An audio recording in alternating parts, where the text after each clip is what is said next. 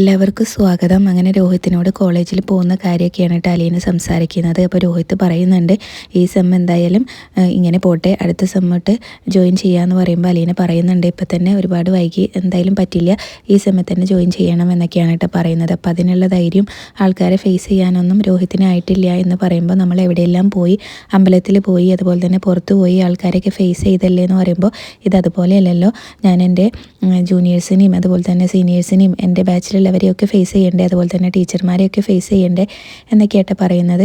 എനിക്ക് അതിനുള്ള ധൈര്യമൊന്നും ആയിട്ടില്ല എന്ന് പറയുമ്പോൾ, നീ അങ്ങനെ പറയില്ലേ, നമുക്ക് എന്തായാലും ഇനി ഒരിടം വരെയും കൂടെ ഞാൻ നിൻ്റെ കൂടെ വരുള്ളൂ എന്ന് പറയുന്നുണ്ട്. അപ്പോൾ അത് എവിടെയാണെന്ന് ചോദിക്കുമ്പോൾ, ബിഷപ്പ് ഹൗസ് വരെ ഒന്ന് പോകണം, മാനേജർ അച്ഛനെ കണ്ട് നേരിട്ട് സംസാരിച്ചാൽ അവിടെ ജോയിൻ ചെയ്യാൻ സമ്മതിക്കുമെന്നാണ് എൻ്റെ ഒരു വിശ്വാസം എന്നൊക്കെ അലീന പറയുമ്പോൾ, അവരെന്നെ അവിടുന്ന് ഡിസ്മിസ് ചെയ്തതല്ലേ, എന്നെ ജോയിൻ ചെയ്യാൻ സമ്മതിക്കില്ല എന്നൊക്കെയാണ് കേട്ടോ രോഹിത്ത് പറയുന്നത്. അപ്പം അച്ഛനെ കണ്ട് സംസാരിച്ചാലെല്ലാം ഓക്കെ ആവും, അങ്ങനെയാണെങ്കിൽ നീ കോളേജിൽ പോയി തുടങ്ങണം എന്നൊക്കെ പറയുന്നുണ്ട് കേട്ടോ.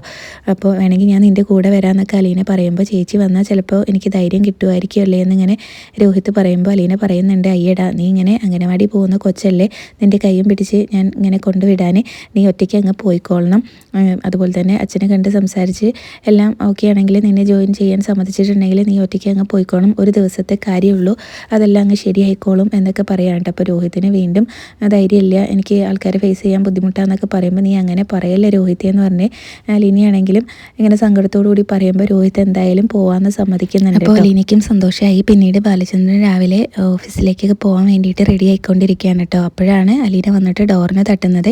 അപ്പോൾ കയറി വാ അലീന മാഡം എന്ന് പറയുമ്പോൾ വാതിൽ തുറന്നിട്ട് അലീന ചോദിക്കുന്നുണ്ട്, അത് ഞാനാണെന്ന് എങ്ങനെയാണ് അച്ഛന് മനസ്സിലായതെന്ന്. അപ്പോൾ ഓരോരുത്തർക്കും വാതിലിന് മുട്ടുന്നതിന് ഒരു താളമൊക്കെ ഉണ്ട്, അത് ഇതാക്കി മനസ്സിലാക്കിയതാണെന്ന് പറയുമ്പോൾ, എനിക്ക് അങ്ങനെയൊന്നും മനസ്സിലാവില്ല എന്ന് അലീനയും പറയുകയാണ് കേട്ടോ.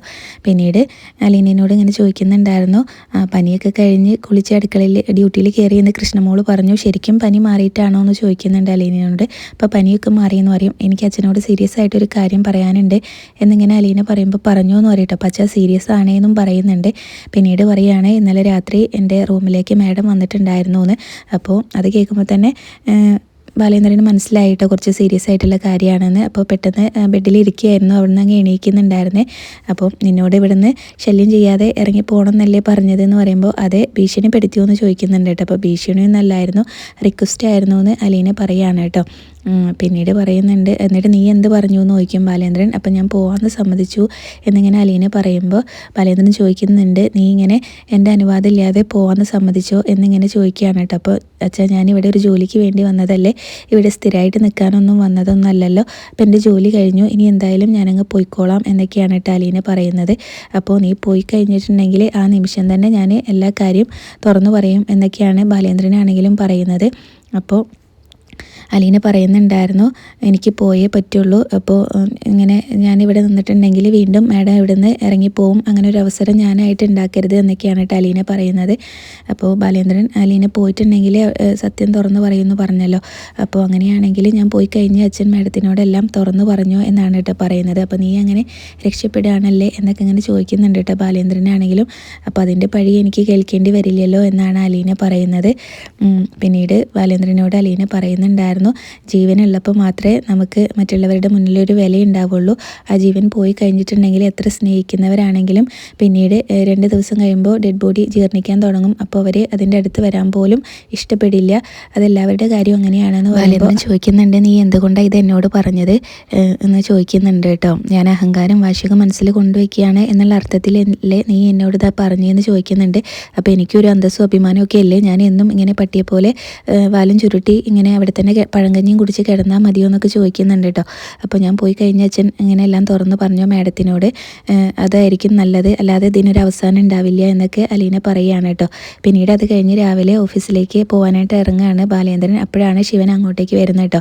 അപ്പോൾ ബാലേന്ദ്രൻ ബാഗൊക്കെ കാറിൽ കൊണ്ടുവച്ചിട്ട് ശിവനോട് ചോദിക്കുന്നുണ്ട്, ശിവേട്ടൻ എന്താ ഒരു മുന്നറിയിപ്പും ഇല്ലാതെയെന്ന്. അപ്പോൾ സീരിയസ് ആയിട്ടൊരു കാര്യം സംസാരിക്കാനുണ്ടായിരുന്നു, അതാണ് നീ കടയിൽ പോകുന്നതിന് മുന്നേ ഞാൻ വന്നതെന്ന് പറയും. അപ്പോൾ ശിവേട്ടൻ വാ എന്ന് പറയുന്നുണ്ട് കേട്ടോ. എന്നിട്ട് അലീന ഇല്ലേ എവിടെയെന്ന് ചോദിക്കുന്നുണ്ട്. അപ്പോൾ അവൾ ഇവിടെ ഉണ്ട്, അല്ലാതെ എവിടെ പോകാനാണെന്ന് ബാലേന്ദ്രൻ മറുപടിയും കൊടുക്കുന്നുണ്ട് കേട്ടോ. പിന്നീട് വൈജയുടെ കാര്യം പറയുന്നുണ്ടായിരുന്നു. വൈജ ഇന്നലെ രാത്രി എന്നെ വിളിച്ചിട്ടുണ്ടായിരുന്നു എന്ന് പറയുവേ. പിന്നീട് ബാലേന്ദ്രനും ശിവനും കൂടെ അവിടെ ഇരിക്കുകയാണ് കേട്ടോ. അപ്പോൾ വൈജയുടെ കാര്യമാണ് നമുക്ക് രണ്ടുപേർക്കും സംസാരിക്കാൻ ഉള്ളത് എന്നുണ്ടെങ്കിൽ നമ്മുടെ രണ്ടുപേരുടെയും സമയം കളയണ്ട എന്ന് പറയുന്നുണ്ട് കേട്ടോ ബാലേന്ദ്രനെ എടുത്തിട്ട്. അപ്പോൾ വൈജയുടെ കാര്യമല്ല, വേറെ ഒരു കാര്യമാണ് എന്ന് പറയുന്നുണ്ട് കേട്ടോ. അപ്പോൾ എന്താ ശിവേട്ടന് പറയാനുള്ളത് എന്നിങ്ങനെ ചോദിക്കുമ്പോൾ ശിവൻ ആദ്യം തന്നെ പറയുന്നുണ്ടായിരുന്നു, ഞാൻ പറയുന്നത് കേട്ടിട്ട് നീ ആദ്യം തന്നെ നോ പറയാതെ ഒന്ന് ആലോചിച്ച് ഒരു ഉത്തരം പറയണമെന്ന് പറയും കേട്ടോ. അപ്പോൾ ശിവനോട് ബാലേന്ദ്രനാണെങ്കിലും പറയുന്നുണ്ടായിരുന്നു, കല്യാണത്തിന് മുന്നേ ഗർഭം ധരിച്ച പെങ്ങളെ കെട്ടിച്ച് തരുമ്പോൾ ഇങ്ങനെ ഒരു സംഭാഷണത്തിൻ്റെ ആവശ്യമില്ലായിരുന്നു എന്നിങ്ങനെ പറയുകയാണ് കേട്ടോ. അപ്പോൾ എന്നിട്ട് ശിവനാണെങ്കിലും മുഖത്തേക്ക് ഇങ്ങനെ നോക്കുമ്പോൾ ബാലേന്ദ്രൻ പറയാണ്, അറിയാതെ അങ്ങ് പറഞ്ഞു പോയതാണ്, എന്തായാലും ശിവേട്ടൻ കാര്യം പറയേ, ആലോചിച്ചൊരു ഉത്തരം തരാൻ വേണ്ടിയിട്ട് ആദ്യം തന്നെ പറഞ്ഞിട്ടുണ്ടായിരുന്നല്ലോ, എന്തായാലും ശിവേട്ടൻ കാര്യം പറയേന്ന് പറയും. അപ്പോൾ അതുപോലെ തന്നെ ഹരി ഉൾപ്പെടെയുള്ള ആ കേസിൽ ബാക്കിയുള്ള 3 പേർക്കും ജാമ്യം കിട്ടി. രോഹിത്തിന് ഉൾപ്പെടെ, ഹരിക്ക് മാത്രം ജാമ്യം കിട്ടിയിട്ടില്ല. അത് അവൻ്റെ പേരിൽ പോക്സോ വകുപ്പും കൂടെ ചേർത്തിട്ടുള്ളത് കൊണ്ടാണ്. അപ്പോൾ ഹരി അങ്ങനെ പെൺകുട്ടീനെ മുൻപ് ദ്രോഹിച്ചിട്ടില്ലായിരുന്നു എന്ന് എന്നോട് ആണയിട്ട് പറഞ്ഞു. അപ്പോൾ ഹരിയുടെ പേരിലുള്ള ആ പോക്സോ വകുപ്പ് അങ്ങ് എടുത്ത് കളഞ്ഞിട്ടുണ്ടെങ്കിൽ ഹരിക്ക് ജാമ്യം കിട്ടുമെന്നൊക്കെയാണ് കേട്ടോ പറയുന്നത്. അപ്പോൾ അതിന് അലീനയുടെ സഹായം വേണം. ശരണ്യ അലീനയും തമ്മിലുള്ള ബന്ധമൊക്കെ മനു ശിവനോട് പറഞ്ഞിട്ടുണ്ട്. അപ്പോൾ അതിന് വേണ്ടിയിട്ട് അലീനയോട് ഒന്ന് സംസാരിക്കണം. അപ്പോൾ അതിന് വേണ്ടിയിട്ടാണ് വന്നതെന്ന് പറയുമ്പോൾ ശിവനായിട്ട് ആദ്യം തന്നെ ബാലേന്ദ്രൻ പറയുന്നുണ്ടായിരുന്നു, ഹരിയുടെ കാര്യമാണെങ്കിൽ ഈ വീട്ടിലുള്ളവർക്ക് അതിലൊന്നും ചെയ്യാൻ പറ്റത്തില്ല എന്ന് പറയുന്നുണ്ട് കേട്ടോ. അപ്പോൾ അലീന വിചാരിച്ചാൽ നടക്കില്ലേ, അലീന വിചാരിച്ചുകൊണ്ടാണല്ലോ ആ കുട്ടി രോഹിത്തിനെതിരെ സത്യം പറഞ്ഞത്, അപ്പോൾ ഇവിടെയും സത്യം മാത്രം പറഞ്ഞാൽ മതി എന്നൊക്കെയാണ് കേട്ടോ പറയുന്നത്. പക്ഷേ ഹരിക്ക് വേണ്ടിയിട്ട് അലീന ആ കുട്ടീനോട് സംസാരിക്കില്ല എന്ന് നേരത്തെ തന്നെ ബാലേന്ദ്രൻ പറയുന്നുണ്ടായിരുന്നു കേട്ടോ. അതിന് വേണ്ടിയിട്ട് അവളുടെ മുന്നിലേക്ക് ചെല്ലണ്ട, മനു ഈ കാര്യം പറഞ്ഞ് ഇങ്ങോട്ട് വന്നപ്പോൾ അവനോടും ഞാൻ ഇത് തന്നെയാണ് പറഞ്ഞത് എന്ന് പറയുന്നുണ്ട്. അപ്പോൾ ബാലേന്ദ്രനോട് സംസാരിച്ചിട്ട് പിന്നീട് കാര്യമില്ല എന്ന് മനസ്സിലായിട്ട് ബാലേന്ദ്രനാണെങ്കിലും അവിടുന്ന് ഞാൻ ഇങ്ങനെ പോവുകയാണ്, ഇനിയും വന്നാൽ ലേറ്റ് ആവും എന്ന് പറഞ്ഞിട്ട് പോകാൻ തുടങ്ങുന്നുണ്ട് കേട്ടോ.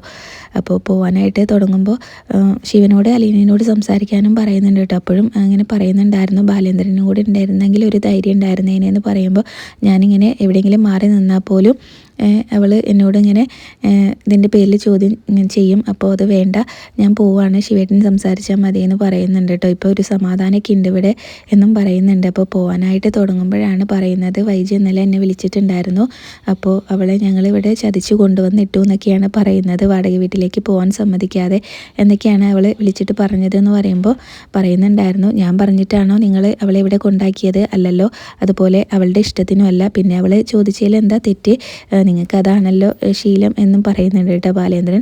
പിന്നീട് അപ്പോഴാണ് പറയുന്നത്, അവൾ ഇന്നലെ അലീനയുടെ അടുത്തും ചെന്നിട്ടുണ്ടായിരുന്നു, അലീനയോട് ഈ വീട് വിട്ട് പോകാൻ വേണ്ടിയിട്ട് പറഞ്ഞു, അവളാണെങ്കിൽ അത് സമ്മതിക്കുകയും ചെയ്തു. പക്ഷേ അലീന ഇവിടുന്ന് പോയിട്ടുണ്ടെങ്കിൽ ഞാൻ പെങ്ങളോട് എല്ലാ സത്യങ്ങളും തുറന്നു പറയും, ചതിയുടെ കഥ മുഴുവൻ തുറന്നു പറയും, അപ്പോൾ അതുകൊണ്ട് പെങ്ങളെ ഒന്ന് ഉപദേശിക്കുന്നത് നല്ലതായിരിക്കും എന്ന് പറയുന്നുണ്ട് കേട്ടോ. അപ്പോൾ നഷ്ടം വൈജയന്തി മാഡത്തിന് മാത്രമായിരിക്കും, ഇപ്പോൾ മക്കളെല്ലാവരും എൻ്റെ കൂടെ ഉണ്ട്, അപ്പോൾ അതുകൊണ്ട് വൈജയന്തി മാഡത്തിന് മാത്രമായിരിക്കും നഷ്ടം, അതുകൊണ്ട് അതൊക്കെ ഒന്ന് മനസ്സിൽ വെച്ചിട്ട് ഒന്ന് പെങ്ങളെ ഉപദേശിക്കുന്നതും നല്ലതായിരിക്കും എന്ന് പറഞ്ഞിട്ടാണ് കേട്ടോ ബാലേന്ദ്രൻ അവിടെ നിന്ന് അങ്ങ് പോകുന്നത്. പിന്നീട് ബാലേന്ദ്രൻ പോയി കഴിയുമ്പോൾ ശിവനാണെങ്കിൽ നേരെ അലീനയുടെ റൂമിലേക്കായിട്ട് ചെല്ലുന്നത്. അവിടെ വന്നിട്ട് ഡോറിന് തട്ടുകയാണ്. അലീനയാണെങ്കിൽ ഡ്രസ്സൊക്കെ മടക്കി വെച്ചുകൊണ്ടിരിക്കുകയാണ്. ഡോറിന് തട്ടുന്ന ശബ്ദം കേട്ടിട്ട് അലീന ചെന്ന് ഡോറ് തുറക്കുമ്പോൾ ശിവനായിരിക്കുമല്ലോ, അങ്കിളായിരുന്നു. ഞാനും വിചാരിച്ചു ആരാ ഈ ഡോറിന് തട്ടുന്നതെന്ന്, സാധാരണ എല്ലാവരും ഇവിടേക്ക് തള്ളിക്കയറി അങ്ങ് വരാറാണ് എന്ന് പറയേ. അപ്പോൾ എന്താ അച്ഛനെ കാണാനാണോ എന്ന് ചോദിക്കുന്നുണ്ട് കേട്ടോ അലീന. അപ്പോൾ ബാലേന്ദ്രനെ ഞാൻ കണ്ടു, അയാൾ കടയിലേക്ക് പോയി എന്ന് പറയും. അപ്പോൾ മാഡത്തിനെ വിളിക്കണോ, അങ്കിളിനെ കുടിക്കാൻ എന്തെങ്കിലും എടുക്കണോ എന്നൊക്കെ ചോദിക്കുമ്പോൾ വേണ്ടാന്ന് പറയുന്നുണ്ട് കേട്ടോ. പിന്നീട് ഞാൻ അകത്തേക്ക് കയറിക്കോട്ടെ എന്ന് ചോദിക്കുന്നുണ്ട് അലീനയോട് ശിവൻ. അപ്പോൾ കയറാൻ പറയും കേട്ടോ. എന്നിട്ട് പറയുന്നുണ്ട്, ഞാൻ അലീനയോടൊരു സഹായം ചോദിക്കാൻ വേണ്ടി വന്നതാണെന്ന് പറയുമ്പോൾ എന്നോടോ എന്നിങ്ങനെ എടുത്ത് അലീന ചോദിക്കുന്നുണ്ട്. അപ്പോൾ ഞാൻ എന്ത് സഹായം ചെയ്യാനാ എന്നുള്ളതിലാണ് ചോദിക്കുന്നത്. അപ്പോൾ ശിവൻ ഹരിയുടെ കാര്യം പറയുന്നുണ്ടായിരുന്നു, ഹരിക്ക് മാത്രം ജാമ്യം കിട്ടിയില്ലല്ലോ, ഹരിയുടെ പേരിൽ പോക്സോ വകുപ്പും കൂടെ ചേർത്തുകൊണ്ടാണ് അവന് ജാമ്യം കിട്ടാതിരുന്നത്. പക്ഷേ അവൻ ഇങ്ങനെ എന്നോട് ഇങ്ങനെ പറഞ്ഞിട്ടുണ്ടായിരുന്നു, ആ കുട്ടീനെ അവൻ നേരത്തെ ഉപദ്രവിച്ചിട്ടില്ല എന്നുള്ളത് എന്നൊക്കെ ഇങ്ങനെ അലീനയോട് പറയുകയാണ്. അപ്പോൾ അലീന ഭയങ്കര ഒരു താല്പര്യമില്ലാത്ത മട്ടിലാണ് കേട്ടോ നിൽക്കുന്നത്. ഇത്രയും കാണിച്ചുകൊണ്ട് അന്നത്തെ എപ്പിസോഡ് അവസാനിച്ചത്. പിന്നീട് പ്രൊമോ കാണിക്കുന്നുണ്ട്. കൃഷ്ണമോളാണെങ്കിലും അലീനയോട് പറയുന്നുണ്ടായിരുന്നു, ചേച്ചിക്ക് ഇപ്പോൾ ഒരു പക്ഷാഭേദമൊക്കെ ഉണ്ട്, വന്ന വഴി മറക്കരുത് എന്നൊക്കെ ഇങ്ങനെ തമാശയിൽ പറയുന്നത് കാണിക്കുന്നുണ്ട്. പിന്നീട് ശിവൻ വൈജയന്തിയുടെ അടുത്തേക്ക് ചെല്ലുന്നുണ്ട്. അപ്പോൾ വൈജയന്തി ആ ഉറച്ച തീരുമാനത്തിൽ തന്നെയാണ് കേട്ടോ, അലീന അവിടെ നിന്ന് പോകണം എന്നുള്ള ആ ഒരു വാശിയിൽ തന്നെയാണ് നിൽക്കുന്നത്. അപ്പോൾ അതൊക്കെ ശിവനോട് സംസാരിക്കുന്നുണ്ട്. അലീനയാണെങ്കിലും സങ്കടപ്പെട്ട് നിൽക്കുന്നത് കാണിക്കുന്നുണ്ട്. പിന്നീട് ശരണ്യയുടെ അച്ഛനെ വിളിക്കുന്നുണ്ട് കേട്ടോ ശിവൻ.